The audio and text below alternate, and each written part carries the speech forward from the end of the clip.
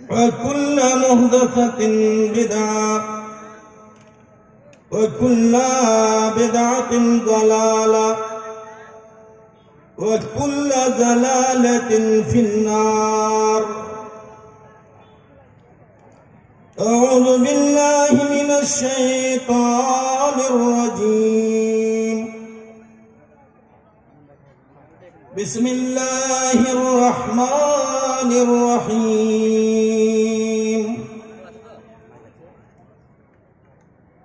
يا أيها الذين آمنوا اتقوا الله حق تقاته ولا تموتن إلا وأنتم مسلمون. قال الله تبارك وتعالى في القرآن المجيد: يا أيها الناس اتقوا ربكم إن زلزلة الساعة شيء عظيم. وقال الله تعالى في مقام آخر: كل نفس ذائقة الموت.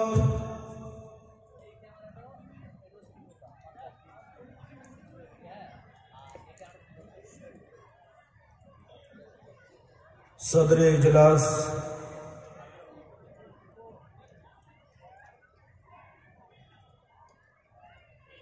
اور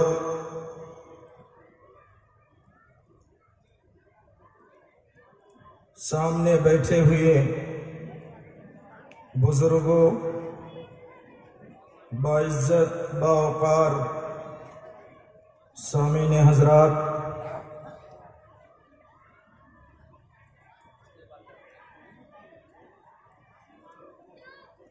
میں اپنی بات کو شروع کرنے سے پہلے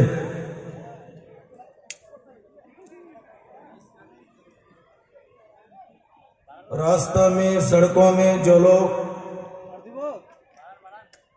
چکریں کاٹ رہے ہیں، پروگرام کا آغاز ہو چکا ہے، باہر جتنے میرے احباب اور میری ماں و بہن، آپ لوگ سڑکوں میں نہ گھوم کر اراکین کمیٹی کے جانب سے الحمدللہ آپ لوگوں کے لیے اتنی محنت اور مشقت کرنے کے بعد انتظام کیے ہیں، کم از کم اس کا فائدہ اٹھائیں۔ دیکھیے، آپ لوگ اگر اس طرح سے کھڑے رہیں گے، ارے بھائی جلسہ سننے کا یہ ادب نہیں ہے، کم از کم بیٹھنے تو سیکھ لو۔ فیس بک اور واٹس ایپ چلانے کے لیے سکھلانا نہیں پڑے گا، بیٹھنے کے لیے سکھلانا پڑے گا۔ اے بچہ، آواز نہیں پہنچ رہی ہے، اسے کتا کا دم کبھی سیدھا ہوتا ہی نہیں۔ جو پیچھے بیٹھے ہوئے ہیں، پیچھے والے دیکھیے طریقہ سے بیٹھے، ایک طرف سے جگہ فل کیجئے، آپ لوگ دیکھنے میں اچھا لگے گا۔ پیچھے والے جو بیٹھے ہوئے ہیں بچے کے ساتھ، تھوڑا آگے بڑھ جائیے۔ آج کا میرا موضوع جو میں نے آپ کے پروگرام کے لیے انتخاب کیا ہوں، اس مناسبت سے میرا عنوان ہے فکر آخرت۔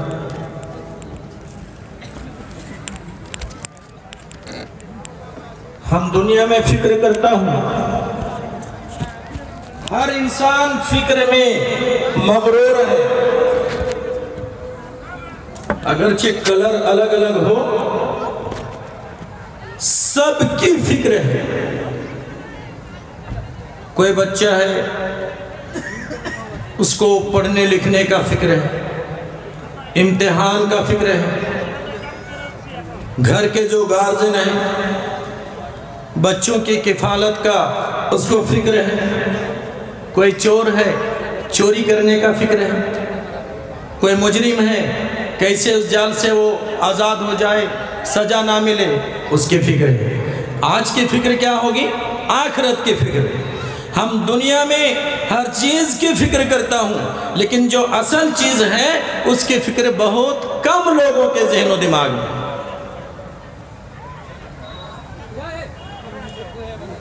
پیارے ساتھیوں، یہ جو دنیا ہے نا، جو موجودہ دنیا میں ہم سانس لے رہا ہوں، یہ دنیا عارضی ہے، یہ دائمی نہیں ہے، اور آہستہ آہستہ رفتہ رفتہ جو ہماری منزل آگے بڑھتی جا رہی ہے وہ ہے دائمی، یعنی آخرت کی زندگی جو ہے ہمیشہ ہمیشہ رہنے والی ہے۔ ہم اور آپ جس ٹرین پر سوار ہوں، وہ ٹرین کی آخری اسٹاپیج قبرستان ہے، یا تو کہہ لیجئے موت ہے۔ یہی وجہ ہے اللہ رب العالمین اپنے پیارے حبیب جناب محمد الرسول اللہ صلی اللہ علیہ وسلم کو خطاب فرمایا، پیارے ساتھیوں، ہمیں نہیں، آپ کو نہیں، اللہ اپنے محبوب کو خطاب کرتے ہوئے فرمایا وَلَلْآخِرَةُ خَيْرٌ لَكَ مِنَ الْأُولَىٰ۔ اے میرے حبیب، اے آمنہ کا لال، اے عبداللہ کا پیارا، آپ کے لیے آخرت کی زندگی بہتر ہے دنیا کی زندگی سے۔ پیارے ساتھیوں، جب اللہ اپنے نبی کو خطاب کیا تو نبی کے ذریعے سے امت محمدیہ کو بھی خطاب مل رہا ہے۔ وہ دنیا کے لوگوں، تم جس دنیا کو ترجیح دے رہے ہو دنیا کمانے کے لیے، تمہارے نظروں میں حلال و حرام کی تمیز نہیں ہے، تمہیں فکر آخرت نہیں ہے، تمہارے لیے بھی وہ قرآن کی آیت دلالت کرتی ہے۔ میرے پیارے ساتھیوں، وَلَلْآخِرَةُ خَيْرٌ لَكَ مِنَ الْأُولَىٰ۔ اللہ اپنے نبی کو فرمایا، میں آپ کو کہہ رہا ہوں، ہمیں آخرت کی فکر ہونی چاہیے، ہمیں اپنے دماغ و ذہن میں آخرت کی ٹینشن ہونی چاہیے، آخرت کا چنتا ہونا چاہیے۔ میرے پیارے ساتھیوں، جس دنیا میں ہم پاگل ہوں، جس دنیا کے پیچھے میں مجنوں ہوں، یہ دنیا تو ہمیں دھوکہ دے دینے والی ہے۔ یہ عالیشان بنگلہ، یہ اسپیشل مکان جو بنا رہا ہوں، یہ مکان تو ہمیں دھوکہ دے دینے والی ہے۔ اس لیے اللہ رب العالمین فرماتے ہیں، اے میرے حبیب، آپ کے لیے آخرت کی زندگی اتم اور بہتر ہے دنیا کی زندگی سے۔ یاد کیجئے، اگر حدیث کی کتاب مطالعہ کیا جائے تو یہ بات ثابت ہو جاتی ہے، یہ بات ملتی ہے۔ دنیا کے امیروں، ہٹلروں، کروڑ پتیوں، تمہیں یہ بات ملے گی۔ دنیا کی اوقات، دنیا کی حیثیت کہاں تک ہے؟ میں آپ کو ایک مثال دیتا ہوں۔ دنیا بھی زندگی کا حیثیت، قدر و قیمت آخرت کی زندگی کی مد و مقابل اتنا ہی ہو سکتا ہے جیسے کہ آپ ایک سوئی سمندر میں ڈبو دے پھر اٹھائے تو بتائیے سوئی کے ساتھ سمندر سے کتنا پانی نکل آئے گا؟ جتنا پانی نکل آئے گا میرے پیارے ساتھیوں، اس پانی کے دنیا کا قیمت ہے، دنیا کی زندگی کا حیثیت ہے، آخرت کے زندگی کی مد مقابل میں میرے پیارے ساتھیوں اللہ کے نبی جناب محمد رسول اللہ صلی اللہ علیہ وسلم ترمذی میں ابواب الجہد میں یہ حدیث ہے، اللہ کے نبی جناب محمد رسول اللہ صلی اللہ علیہ وسلم چٹائی میں سمپل چٹائی میں لیٹا کرتے تھے جس کا نشان اللہ کے نبی کے پیٹھ میں کمر میں پڑ جایا کرتا تھا، داغ پڑ جایا کرتا تھا۔ صحابی رسول کہتے ہیں یا رسول اللہ یا حبیب اللہ کیا میں آپ کے لیے کوئی نرم گرم بستر کا انتظام کر دوں؟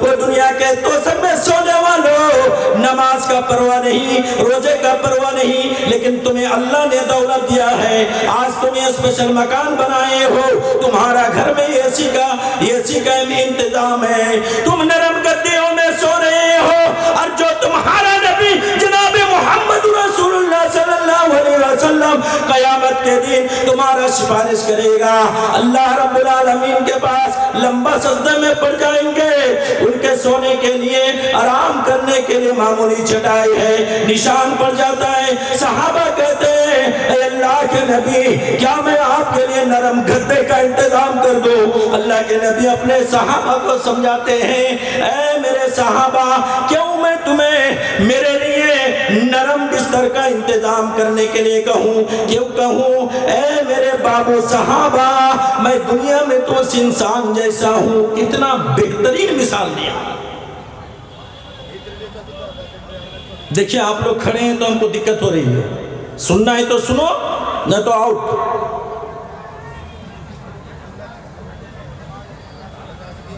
باپ ماں نے کفالت ہی ایسے ہی،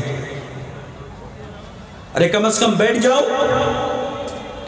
تو پیارے ساتھیوں نبی نے مثال دیا صحابہ کو، ہم تو دنیا میں اس انسان کے برابر ہوں جیسے کوئی انسان سفر میں چل رہا ہے، پیدل چل رہا ہے، گرمی سے تھک چکا ہو اور چلتا چلتا کوئی سایہ دار درخت کے نیچے بیٹھ کر آرام کر لیا، جب اس کو آرام مل گئی پھر اپنا اصل مقصد کے طرف چل دیا، اصل منزل کے طرف چل دیا، کیونکہ وہ اس کا اصل مسکن نہیں ہے۔ پیارے ساتھیوں یاد رکھو اللہ کے نبی نے اپنے صحابہ سے کہا کہ نہیں میرے لیے توشک کا ضرورت نہیں ہے، ہمارے لیے نرم بستر کی ضرورت نہیں ہے، ہم تو دنیا میں مسافر ہوں، ہم دنیا میں سفر کرنے کے لیے آیا ہوں، اصل منزل تو میرا آخرت ہے۔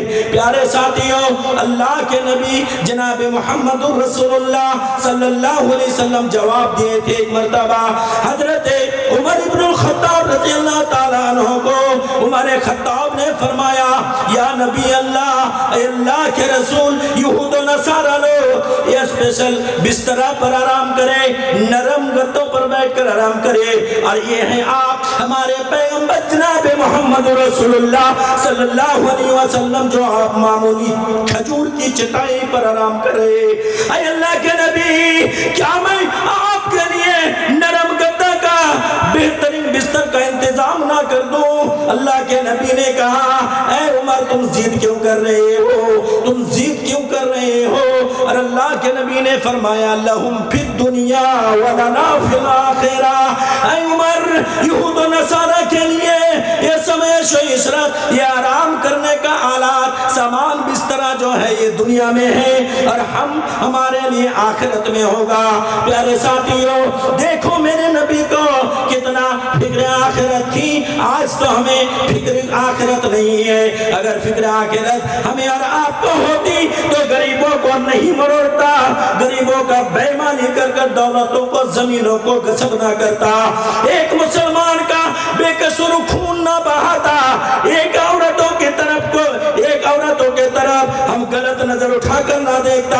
میرے پیارے ساتھیوں آخرت کے فکر ہو تو دوسرے کی چلتی ہوئی بیٹی کو اپنی بیٹی سمجھو، دوسری کی بہن کو چلتی ہوئی اپنی بہن سمجھو، جیسے تمہاری ماں ہے وہ دوسرے کی ماں ہے، جیسے تمہاری بیٹی ہے وہ دوسرے کی بیٹی ہے۔ میرے نوجوان 20 سال 30 سال کے ان خروس نوجوانوں کو میں SMS کرتا ہوں، رات کے 2-2 بجے تک فیس بک اور واٹس ایپ میں لگا ہوا رہتا ہے اور غیر عورتوں کی تصویر دیکھتا ہے۔ آخر وہ بھی کسی کی بہن ہوگی۔ بتاؤ تمہاری بہن کا اگر اس طرح سے تمہارے نظر کے سامنے اگر کوئی معائنہ کرے تو بتاؤ کیسے لگے گا؟ میرے پیارے ساتھیو، ایک صاحب ہے اور اس کی ہمت بھی دیکھیے، اور جس سے سوال کر رہے ہیں وہ کون ہے؟ جناب محمد رسول اللہ صلی اللہ علیہ وسلم۔ ایک انسان آ گیا اور میرے نبی سے پوچھنے لگا، اجازت مانگنے لگا، پرمیشن مانگنے لگا۔ کس چیز کا؟ ارے میں اور آپ جاتا ہوں تو اچھی چیز کا اجازت مانگتا ہوں، لیکن اس کی ہمت تو دیکھیے، اور معمولی شخص نہیں، اللہ کے نبی جناب محمد رسول اللہ صلی اللہ علیہ وسلم کے دربار میں جا کر وہ سوال کرتا ہے، اجازت مانگتا ہے، یا رسول اللہ، یا حبیب اللہ، ہمیں زنا کرنے کی آپ اجازت دے دیجئے، چھیڑخانی کرنے کا آپ مجھے پرمیشن دے دیجئے، بلاتکاری کرنے کا اجازت دے دیجئے۔ پیارے ساتھیوں، میرے نبی جناب محمد رسول اللہ صلی اللہ علیہ وسلم بڑے حکمت سے کام لیا کرتے تھے، بڑے پوائنٹ سے کام لیا کرتے تھے۔ آج اگر ہمارے سامنے اگر ایک شخص آ جائے اور کہے مولانا بتائیے آپ سے میں زنا کی پرمیشن مانگتا ہوں، ہم جیسے مولوی غصے میں لال پیلا ہو جائیں گے۔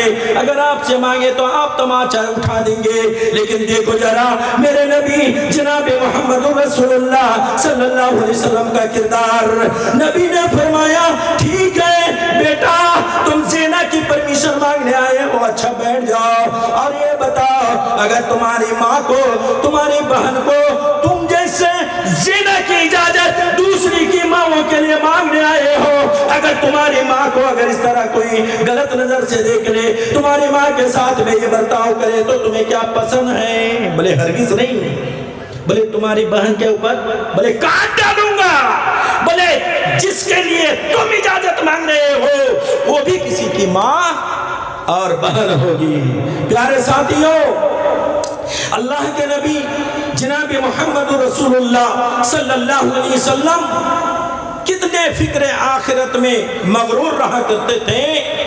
ابن القیم الجوزی اپنے کتاب زاد المعانی کے اندر لکھا ہے، ایک مرتبہ حضرت عائشہ صدیقہ رضی اللہ تعالیٰ عنہ میرے نبی کے لیے معمولی کھجور کی چٹائیاں بچھایا کرتے تھی بستر میں۔ ایک روز اماں عائشہ میرے نبی کے لیے سنگل ایک ہیرا چٹائی کو ڈبل کر دی اور میرے نبی نماز پڑھ کر آئے، سو گئے، بڑی میٹھی نیند آ گئی، آپ بڑے آرام سے سوئے۔ اللہ کے نبی جب بیدار ہوئے عائشہ کو بلائے اور پوچھنے لگے، عائشہ آج بتاؤ تم بستر میں کیا رکھی تھی؟ آج مجھے اتنی گہری نیند کیسی آ گئی؟ آج مجھے بڑی آرام کی نیند آ گئی، چین کی نیند آ گئی۔ حضرت عائشہ فرماتی ہیں، یا رسول اللہ، یا حبیب اللہ، وہی چٹائی ہے جو روزانہ بچھایا کرتی ہوں۔ اے اللہ کے نبی، بس آج میں نے اس کو ڈبلنگ کر دی تھی، دوہرا کر دی تھی۔ اللہ کے نبی جناب محمد رسول اللہ صلی اللہ علیہ وسلم حضرت عائشہ کو ڈانٹ رہے ہیں، اے عائشہ ایسے تم نے کیوں کی؟ ایسے تم نے ڈبلنگ کیوں کی؟ دیکھو میرے بھائیوں، اس میں چادر بھی نہیں ہے، گدا بھی نہیں ہے، صرف کھجور کی چٹائی کو دوہرا کر دی۔ تو نبی کہتے ہیں عائشہ کو، اے عائشہ تم اسے دوہرا کیوں کر دی؟ آج مجھے دوہرا گدی کی وجہ سے اتنی نیند آ گئی، اتنی پیار کی نیند آ گئی کہ میری تہجد کی نماز چھوٹ گئی۔ عائشہ تم ایسے مت کرو، جس رات کی اندھیری میں میں اپنے آقا کو یاد کرتا ہوں، میں اللہ کو راضی کرتا ہوں، آج تمہاری دوہری چٹائی کی وجہ سے محمد رسول اللہ صلی اللہ علیہ وسلم کی تہجد چھوٹ گئی۔ پیارے ساتھیوں، آج ہماری ماں و بہن، آپ کی بیوی، چٹائی تو دور کی بات ہے، اگر چادر بچھائے اور ہمارے لیے تھوڑی سی जुड़ी हुई रहे चादर, इधर उधर टेढ़ी भी रहे, तो हम फूल की बारिश नहीं बरसाता हूँ, हम तो डंडों की बारिश बरसाता हूँ। क्यों? और बाप दादा सारे नस्ल को ले लेते हैं कि तुझे अब मैं तलाक दे दूंगा। क्यों? मेरे लिए बिस्तर सही से तैयार नहीं कि मेरे भाइयों, ये फिक्र आखिरत नहीं है, नमाज नहीं, रोजा नहीं, और कुछ नहीं, हम तो दुनिया के टेंशन में पड़ा हूं। एक गाड़ी का मालिक है, अब देखिए यहाँ गाड़ी वाला हो तो भाई बुरा मत मानो, ये गाड़ी का मालिक है, उसे फिक्र है कि दो गाड़ी कैसे हो। एक मंजिला मकान है, हमेशा फिक्र है कि दो मंजिला कब बने। कम से कम एक बार फिक्र किया कि हम बेनमाजी हूं, हम नमाजी कैसे बनो, हम बेईमान हूं, ईमानदार कैसे बनो। अल्लाहु अकबर। मेरे प्यारे साथियों, अगर एक आदमी को कहा जाए कि तुम मौत से डरो, कुल्लु नफ्स जायकातुल मौत, बोले ये मौलवियों का बकवास है, हम जब मरेंगे तब देख लेंगे। मौलाना आप अपने काम कीजिए। वाह, ये हमारे नौजवानों का जवाब है। प्यारे साथियों, मौत से कोई बच ही नहीं सकता है, मरने के बाद में पता चलेगा। प्यारे साथियों, अगर मैं चाहूं कि मौत से बच जाऊं, मौत किसी को छोड़ती नहीं है। मान लीजिए आज मैं आपके सामने में तकरीर कर रहा हूं और मौत का एसएमएस सुन रहा हूं, मान कर चलिए कि मैंने हिंदुस्तान में मौत का हर जगह एसएमएस सुना, हर गली में, हर मोड़ में, हर खुतबा में सिर्फ मौत ही मौत का खुतबा सुन रहा हूं। मौत के डर से मैंने हिंदुस्तान को छोड़ दिया।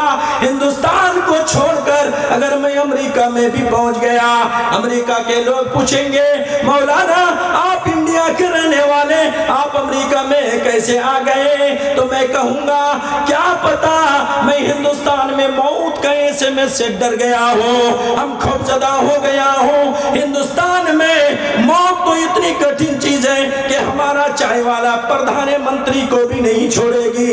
इस डर से मैं भाग कर अमेरिका आ गया। अमेरिका के लोग कहेंगे आप जैसे पागल, आप जैसा दीवाना, आप जैसा मजनू कौन होगा। आप जिस डर से भाग कर आए हो मौलाना, जरा बताइए, इतने बड़े इस्लाम के बाजू में ताकत वाला अमेरिका में अगर लोग मौत से बच जाते तो सद्दाम हुसैन जैसे लोगों को मौत ना आती। फिर मैं वहां से भागकर मदीना पहुंच गया, मक्का पहुंच गया। मक्का के लोग पूछेंगे मौलाना आप इंडिया के रहने वाले हो, आपका आना मक्कातुल मुकर्रमा में कैसे हुआ। मैं कहूंगा हिंदुस्तान में, अमेरिका में सिर्फ मौत की खबर मिल रही है, मौत से बचने के लिए मैं मक्का आ गया। मक्का के लोग क्या कहेंगे, आप पागल हो, आप इडियट हो, आप दीवाना हो। मक्का के जमीन में कितने सहाबा इकराम दफन कर दिए गए हैं। मक्का में मौत से अगर बचते तो सहाबा इकराम को मौत ना आती। फिर मक्का की जमीन से मैं फरार हो गया, फिर मदीना पहुंचा। मदीनातुल मुनव्वरा पहुंचकर जब लोगों ने देखा और कहते हैं कि मौलाना आप इंडिया से कैसे आ गए, मैं परेशान था। मैं अगर कहा कि मैं हिंदुस्तान से मौत से बचने के लिए अमेरिका का कदम बोसी किया और अमेरिका से मैं मक्का आ गया, मक्का से आज मैं मदीनातुल मुनव्वरा की जमीन पर आया हूं ताकि मैं मौत की फंदा से बच जाऊं, तो क्या जवाब देंगे लोगों, है मौलाना आप पागल है, आप दीवाना है।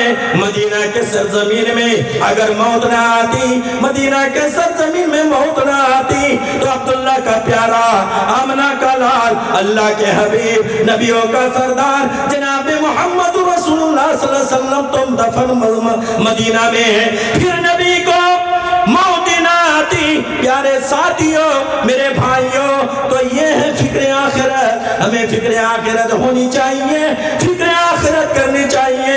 प्यारे साथियों, आज हम दुनिया के कामों में मशगूल रहता हूँ, दुनिया की टेंशन जरूर मेरे दिमागों में है। मेरी पर्दा नशीना माँ व बहन, मैं तुम्हें भी खिताब कर कर कहता हूँ, तुम फिक्र आखिरत अपने जहन में रखो, फिक्र आखिरत होना चाहिए।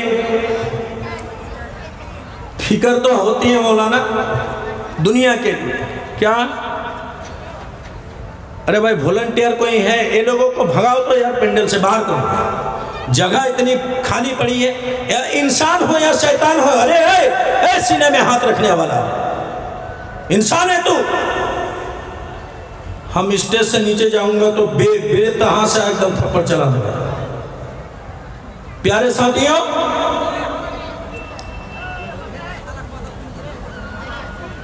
فکر آخرت ہمیں دنیا کی بہت بڑی فکر ہے. ہاتھ پر 80 سال کا دادا، کمر جھک گئی، ہاتھ پر تھیلا ہے، کاغذات ہیں. دادا کہاں جا رہے ہیں؟ بولے کیا بولیں گے؟ چائے والا نے بسکٹ اور پاروٹی کھلا کر چھوڑ دیا، گھر کا چاول نہیں نصیب ہوا، ہوٹل میں کھلا دیا. فرقہ میں آ کر ایک سدھار کرنے کے لیے میرا باپ اور دادا کا ڈاکومنٹ لینے کے لیے صبح 10 بجے آیا ہوں. بھوک کی وجہ سے ابھی ہوٹل میں خرید کر کھانا پڑا. میرے بھائیوں، میں نے کہا دادا جان اگر یہ نہ ملے تو کیا ہوگا؟ بولے آپ بھی بڑا پاگل ہے، یہ تو لاگو کر دیا، NRC کرے گا، CAB کرے گا.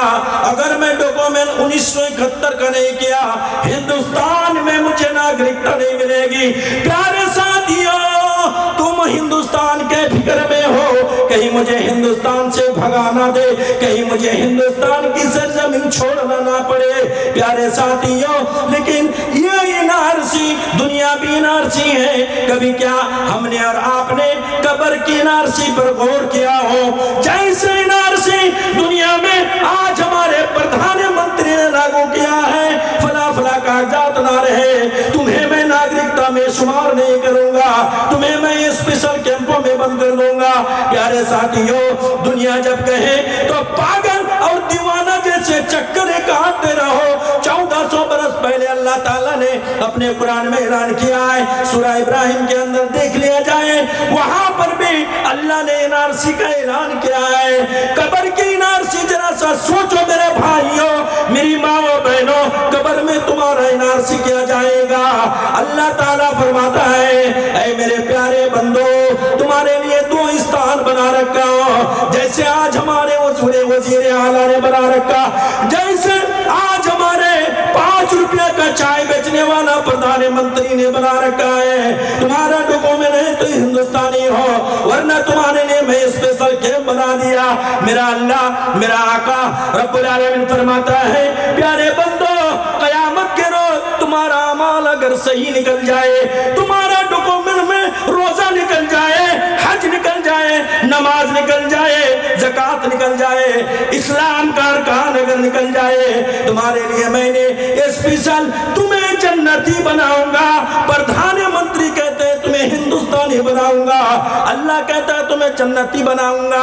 میرے پیارے ساتھیوں، اور اگر ڈاکومنٹ نہیں ہے، یہ پردھان منتری کہتے ہیں جو پیشاب کرنے کا طریقہ نہ جانتے ہو، آج ہم سے وہ ڈاکومنٹ مانگنے لگا ہے. اور وہ کہتے ہیں ایک بھی کاغذ اگر فیلئر ہو جائے، تمہارے لیے میں نے اسپیشل کیمپ بنایا. اللہ فرماتا ہے، میرے پیارے بندو، قیامت کے روز تمہارا نام اعمال میں، تمہارا ترازو میں ایک بھی اسلامی ارکان کے اندر اگر گڑبڑی مل گئی، تم نے ایک بھی نافرمانی کیا ہو اور توبہ کرنے سے پہلے تمہارا آنا میرے پاس ہو گیا ہو، تمہارا اسپیشل کیمپ تمہارے لیے میں نے بنایا جس کا نام ہے جہنم. یہ بھی تو NRC ہے. کبھی اس NRC کو سوچو میرے بھائیوں. ہندوستان میں رہو، بنگلہ دیش میں رہو، پاکستان میں رہو، امریکہ میں رہو، دنیا کے کسی بھی چپے میں رہو، موت تو آ کر ہی رہے گی. اس NRC کی بھی تیاری کرو. میں یہ نہیں کہتا ہوں کہ یہ سب چھوڑیے، ارے اس کو کرو، جو موجودہ دور میں ہونا چاہیے کرو، لیکن اصل تیاریاں میں تو ہم بالکل پیچھے ہوں، بالکل پیچھے. دیکھ رہے ہیں نہیں، مسجد 2 منزلہ 3 منزلہ بن رہے ہیں، گھوڑے پڑا میں 3 منزلہ بنا رہے ہیں. اچھا بتائیے تو مسجد کیوں بڑھا رہے ہیں مسجد؟ اور پھر آپ لوگوں کو برا لگے تو تماچا گال پر ماریے، پیچھے مت بولیے گا، ابھی مار دیجئے، فل پرمیشن ہے. لیکن جو بولتا ہوں حق بولوں گا. مسجد کا کام کیوں بڑھایا گیا؟ ہمارے نوجوانوں کے لیے. کیوں؟ مسجد میں سینہ میں ہاتھ رکھ کر بولے